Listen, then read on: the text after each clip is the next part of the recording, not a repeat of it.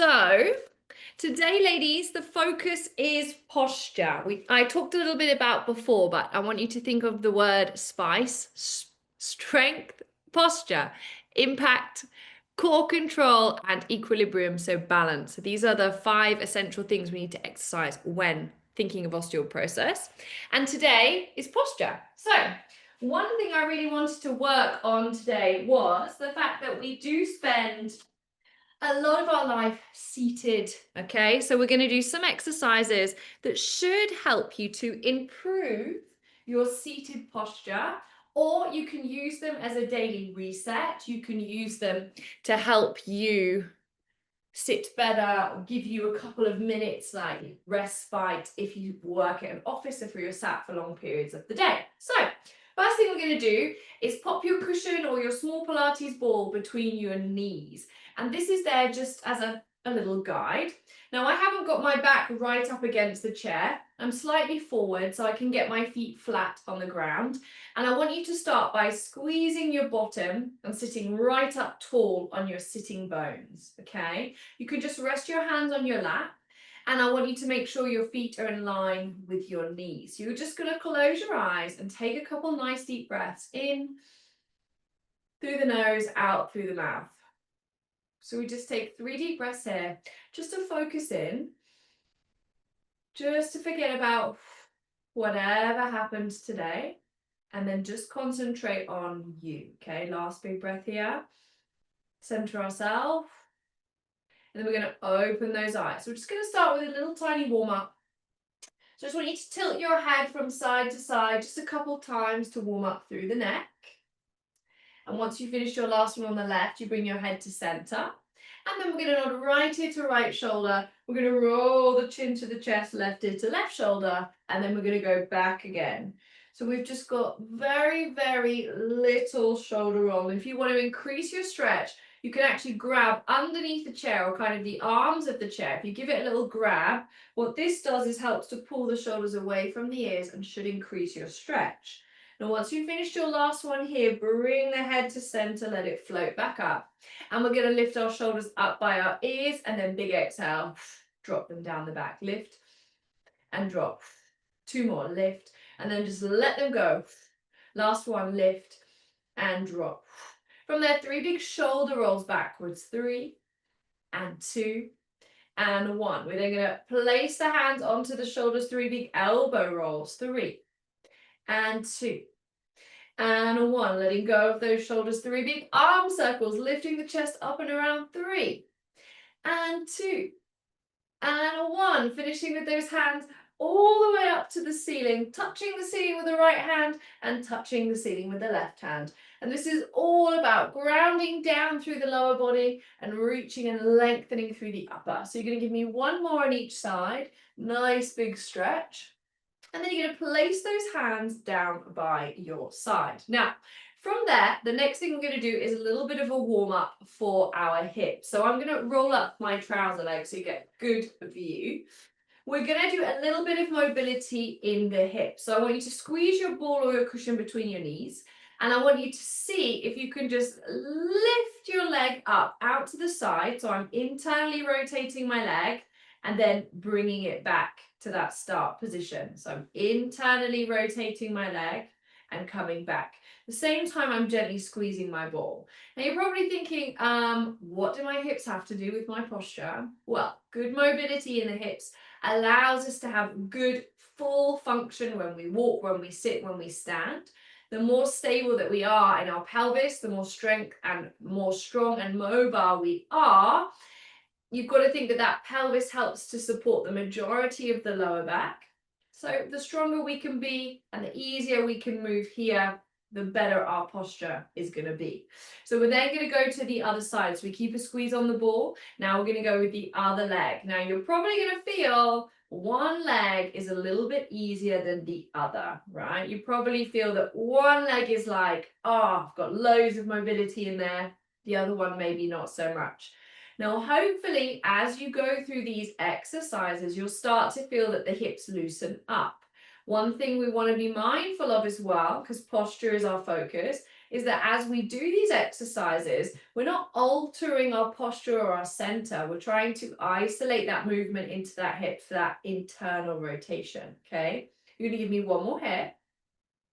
And then you're gonna relax that leg down. Now, before we do external rotation, you're just going to place the ball and just pop it behind you, and you can sit a little bit further back. So now your back is being supported by your cushion or your ball.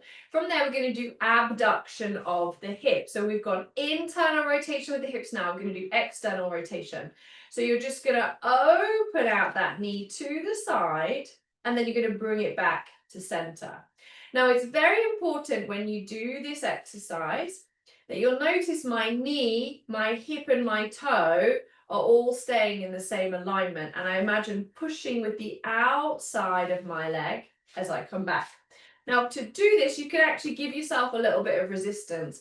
Pop your hand on the outside of your leg and push to resist and come forward. And you're just going to give me 3 more there. Push and center. Now, as you do this, are you able to keep your pelvis steady? Are you able to just keep a kind of light contact between your ball or your pillow? You're not relaxing and collapsing through that spine. We've got connection through our center as we work our hips. Last one here. And then we go to the other side. So you can use that hand on the outside of the thigh to give yourself a little bit of resistance and come in. So make sure we've not got one foot slightly turned out and the knee, no, everything is in alignment. And imagine pushing with the outside of that thigh. Remember, we want to keep our pelvis still. So we are literally moving from that hip joint. When we've got good mobility and strength here, we don't have to compensate by moving the pelvis, by flexing the back or the spine. So that's another reason why we want to be mobile, right? We don't have to overcompensate. You're going to give me your last one here, and then you're going to come back to center. Now from there, I'm just going to turn my chair so you guys can see a little bit clearer. But we're going to start a little extension in the back. So we've got our ball between the back of the chair and our back, and our feet flat on the floor. Now, if you've got a cushion, it may be that you have to kind of fold your cushion over a little bit. Just make sure it's supporting your back. You're going to place your hands behind your head, and the first thing I want you to do is lift your head up out of your neck and shoulders, like someone's lifting you up by your ears, you know? And then you're going to take a nice deep breath in, and you're going to arch over the back of your ball. So the ball is providing us with support, and it's aiding the mobility of the thoracic, so that mid back, okay? And we're just going to do a couple of these. Now, it's not about going as far as you can possibly go. It's just about creating that lovely up and back motion. Now, if it causes tension on the neck, you can cross your hands over your chest and do the same thing, right? Aim for the breastbone to be leading the way. Quite often when we do these exercises, the neck will want to lead. But actually, all we do is compress the vertebra here. And what we're trying to do is lift up and over the back. So there's this sense of lifting out of our waistline, using our abdominals to lift us tall as we go back. And it should feel nice. You can always lift it a tiny bit higher if you feel you need a bit more support. And you're going to give me your last one here, your best one ever. And then you're going to come all the way back up. Now, from there, you're going to grab hold of your ball. I'm going to scooch around to the front. And you're now going to bring that ball, give it a gentle squeeze, and place it directly in line with your chest. Now, if you've not got a ball, you can always just pop your hands into the center of your chest. Or you can use your cushion, pop your cushion. Now, I want you to keep that cushion ball in line with your chest the whole time as you rotate your rib cage to the right. Then you gently come through center and you rotate your rib cage to the left. So it's an easy peasy exercise, but a lot of us actually lose a lot of rotation, and you'll know if you're rotating from your rib cage, your upper back, or you're rotating from your hips, because one knee will be longer than the other. Okay, that's a good thing. Check down when you're twisting. Are both of your knees the same length, or is maybe one lower than the other? Is that chin in line with your ball? And are you moving from the center of that chest? So we want to have that imagery like we're rotating, the rib cage rotates around that spine, or that's kind of the sensation. So shoulders aren't doing all the work and hips aren't doing all the work. We've got lovely mobility through our back, which is something that we want to have, right? What we don't want to do is live a life where we're stiff, we feel we can't move. We need to move, we need to be strong, okay? So once you've finished your last one here, just relax and come down and pop your ball or your cushion to the side. Now, another thing, so they're all little exercises that you can do, okay, just to kind of loosen up your back if you're sat all day. Now, another little thing you can do, I want you to cross your ankle over your knee, and I want you to give your feet a little massage, because we've talked about this before when we've done balance, but the feet are the first point of contact, right? They are responsible for sending all of those messages to the brain. And also, if we don't have strength in our feet, a lot of the time it can have a knock-on effect in our knees and our hips, and then eventually our posture. So giving your feet a little bit of love is never a bad thing. So give those feet a nice little rub, and we'll go on the other side as well. Give that foot another little rub. You can do strengthening exercises. You can release it with a ball. You can release it with a rolling pin, with, you know, whatever you've got lying around in the house. But giving those feet a little bit of love can really have a positive effect on your posture. And then before we start to open up those hips again, we're going to do one more exercise for the arms. So I want you to bend the elbows and squeeze them into the front pockets, or to the front of your ribs, right at the front. Now, keeping the elbows glued in, I want you to open your hands to the side and then bring them back together. And we're going to do a couple of these, open and close.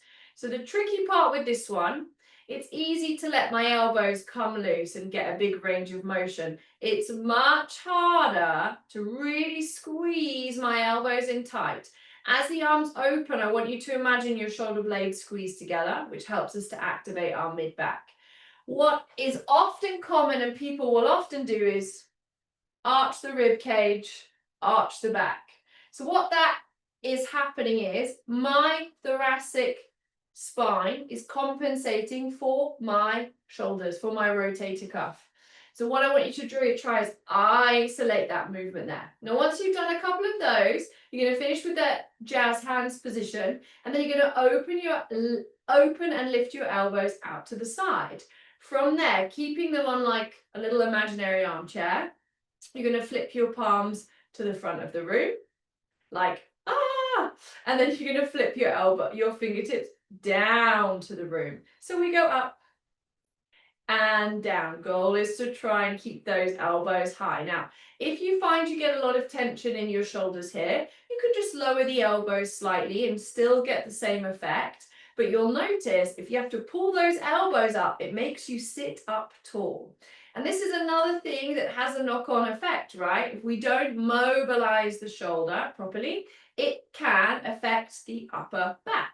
So we want our shoulder blades to glide easily so we can get beautiful rotation and movement in our upper back. You've got two more here. And your last one, you're going to finish with your fingertips pointing up towards the ceiling. You're going to lift those hands all the way up to the ceiling, and then you're going to pull those elbows down. We're going to do 10 of those. Lift and pull. And I want you to imagine like you're holding onto a bar and you're pulling it down. Lift and pull. Nice, guys. 5 more. Lift and pull, pull, pull. Lots of resistance. 4. And pull. Energy. And as you pull those arms down, imagine your head grows and lifts out. Yes. Last 2. Pull. Last 1. Lift and pull. And then relax those hands back down. And hopefully we feel we've got a bit more activation in our back. We feel a little bit taller, hopefully. You're now going to keep your chair facing the front, but I want you to turn and sit facing the side. So I'm sat, my chair hasn't moved, but I have. Now from there, what I want you to do is get one foot right up against, one knee right up against the back of the chair, and the other leg is just going to drop off. Now, my knee is not touching the floor. I've just turned to the side and I'm in a side seated position. Now, 2 options for the feet here. It's going to be personal to everyone. You can tuck your toe underneath like this, or you can put your foot flat. Some people even prefer to wear trainers if you find that your feet cramp, okay? But the reason that we're doing this is because I want you to get this big stretch in the front of that hip. So I want you to slide that leg behind you, open up that hip joint, and then slide that leg back. So when we spend a lot of time sat down, which in life, in general, lots of our life is sat down, these hips will start to tighten, okay? Also, when we get a lot of tension through that hip joint, you know, we can get tension through our lumbar, we can get tension into the back of our legs. So we want to make sure we've got a nice long stride so we can sit up tall and to counteract that squished posture. Now you're going to finish your last one here, and I want you to just lower the leg down so now your knee should be directly underneath your hip joint. Now from there we're going to pop our hands on our hips, or you can use the back of your chair for support, and you're going to give me a pelvic curl. So you're going to pull your pubic bone towards your belly button and tuck your bottom under, which is going to give you a massive stretch in that thigh. And then you're going to tilt your pelvis forward, which means your tailbone's going to come up and you're going to get a bit of a stretch in that lower back. So you're going to tuck the bottom under, pull the pubic bone towards the belly button, big stretch in the thigh. And then you're going to tilt the pelvis forward, tail feathers up towards the ceiling. Now, if you find this is really tough, you can always scooch off your chair a little bit. That will give you a little bit more mobility. Hold on to your chair for support. But the goal is that we want to create that movement through our hip joint.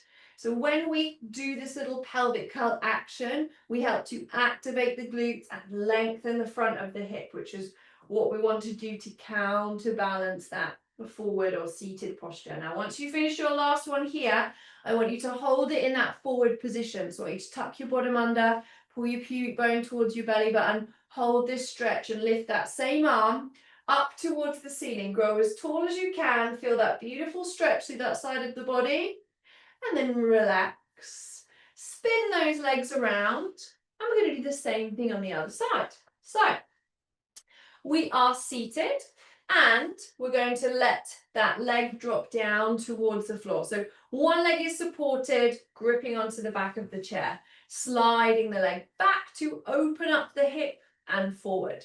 Now, how far back it goes, it's going to depend on your hip mobility. But if you're finding that this is a little bit of a struggle, okay, this is something that you can do daily. Okay, this is a stretch that's super, super easy to do. We're really supported. We're able to keep our spine and our lovely and straight, our hips, shoulders and ribs stacked, and able to stretch that hip joint, right? Which is also essential if you want to go for long walks, if you want to stay fit and active, get up and down off the floor, we've got to have this length in the front of the hip. Otherwise, it's going to be a struggle, okay? Now, once you've finished your last one, bring the knee directly underneath the hip joint and start to do those little pelvic curls. So we tuck the bottom under and then we tilt the pelvis forward. And we want to have as much control through our pelvis as possible. Remembering, pelvis is what stabilizes the spine. So we need strong glutes, strong hamstrings, back of the leg, and strong inner thighs. Now, once you're going to give me about 2 more here. And I really want the important one is when you tuck that bottom under and zip up pubic bone to belly button. That's what gives us the length. Now on this next one, you're going to hold it in that tucked position. You're going to lift that same arm up towards the ceiling. You're going to try and touch the sky. Keep the pelvis and the hip lengthened, long, through the ribs, through the spine. Hold it there. And then relax. Come all the way back down and just give your legs a little shake. So now, guys, I want you to just pop your chair to one side. I'm going to come and lie on our mat. So we've just done loads of work. Standing tall. So these are really good little exercises you can do throughout the day, okay? Now we're going to do a little bit more focus on strengthening the back. So I want you to come and lie on your front. If you feel you want to pop a cushion or a pillow underneath your waist, then you can. That helps to support your lower back. Now, The first exercise we're going to do is called a diamond press. So you're going to make a little diamond shape with your hands. You can have one on top of the other, okay? And you're going to have the elbows wide, legs comfortable distance apart, and you're just going to rest your forehead in your hands. Now from there, you're going to push your pubic bone into the mat, and you're going to lift your chest up and down. Super simple. Pubic bone goes down, chest lifts up, and relax. So the whole point of this is that we want to create a little bit of movement through our upper back, but we also want to strengthen our spine. So what I want you to avoid doing in these positions is pushing with your hands, okay? It's not about pushing with the hands. It's about trying to isolate that strength into the back if we can. Now on this next one, we're going to lift our chest up, and whichever hand you have on top, you're going to lift that arm up to your forehead like a salute, elbow high, and then you're going to bring everything back down together. So we lift the chest up, the same hand lifts up to the forehead like a salute, elbow high, and release and come back down. We've got 3 more there. Chest lifts up, elbow follows, everything comes down together. 2 more there, ladies. Chest lifts up, elbow high, move down together. Last one here, lifting up. Arm follows, lowering back down. Good, guys. So we're going to go on the other side. I'm going to watch this one now. We all know what we're doing, okay? So we lift the chest. The arm comes up to meet the forehead, salute, and then we lower back. Now, if you're somebody who, when you take your arms off, you feel pressure, it's probably just that you haven't built up that resilience or the strength in your back yet. And that's not to be afraid of it, okay? But it means we keep our hands down and we lower the load. If you're somebody who feels super good, all of those exercises felt fine, we're going to lift both of our hands off, okay? So we're going to start chest, first arm, second arm, and then we're going to lower back down, okay? So we go chest, first arm, second arm, I don't lose the height in my back, and then I lower back down. And we've got about 3 more there, okay? Now, if you're somebody who's not quite there yet, then you can go back to just one hand at a time, okay? But you've got to choose the option that feels right for you, okay? What we want to do is build resilience in these positions, and we want you to feel comfortable in these positions because, contrary to popular belief, these are the exercises that are going to help to strengthen our back, to help lower our fracture risk and protect our spine in the long run, okay? Beautiful, gang. Everyone's going to finish off their last one here. Beautiful. And then relax all the way down. Now from there, I want you to sit back into a child's pose for me. So you're going to have your knees really, really wide, and you're going to sit on to your heels. Now, I want you to walk the hands as far forward as you can, like creepy crawly those fingers, and rest the forehead on the mat if that feels good for you. We're going to take 2 nice deep breaths in here. Every time you exhale, I want you to imagine breathing into that lumbar and then letting everything go. Okay, last one, big breath in and out. Now from there, you're going to walk your hands over to the left, and you're going to put your right hand on top of your left hand. You're then going to sit into your right hip, which is going to give you a big, big stretch down through the right side of the body. You're going to take a nice deep breath into that right rib cage. A nice big exhale. One more, big breath in. Breathe and send the air into that space. Nice work, guys. Slowly walk those hands over to the right now. So now we place the left hand on top of right hand, and we sit into that left hip slightly. And again, you're going to feel this lovely, beautiful stretch from the left hip all the way to the fingertips. As you inhale, breathe into that left rib cage. As you exhale, feel it release. 2 more, big breath in. And release. Last one. And release. Really nice, ladies. From there, we're going to walk our hands back to the center. And we're going to come onto all fours. Now, from there, I want you to make sure you've got wrists underneath shoulders, knees underneath hips. Arms are going to be nice and straight. From there, I want you to just sink your chest towards the floor and feel your shoulder blades squeeze together. And then I want you to push the floor away and feel your shoulder blades spread apart. So I want you guys to watch me for a second, okay? So what you'll notice is that my arms aren't moving and my spine is also not moving. So I'm just squeezing my shoulder blades together and squeezing my shoulder blades apart. Now, if this feels like when you're here, you can't get any movement unless you bend your arms, what I want you to do is come onto the forearms, okay, and do the same thing. Focus on squeezing the shoulder blades together and pressing your hands down to squeeze your shoulder blades apart. So this helps us, okay, because we've got a shorter lever to find that connection in our back. And we want to have lots of strength, particularly in this muscle, as these muscles help us to glue our shoulder blade to our back. So having nice connection, good connection is really important, okay, to help support the weight of the arms. Now, once you finish your last one here, we're going to come back to all fours, okay? And we're just going to finish with a little bit of cat and cow. So I want you to tuck your tailbone under. Imagine scooping your belly button up towards the ceiling and just gently dropping your head down. So we're thinking of this C shape coming from our pelvis and not from the center of our back, okay? From our pelvis. You're then going to tilt the pelvis forward, let your belly button drop down to the mat and look to the front of the room. And then we repeat. So I tuck the tailbone, I scoop my abdominals up so I make like a little kitten shape rather than a big cat, right? And then I drop the pelvis down and look up.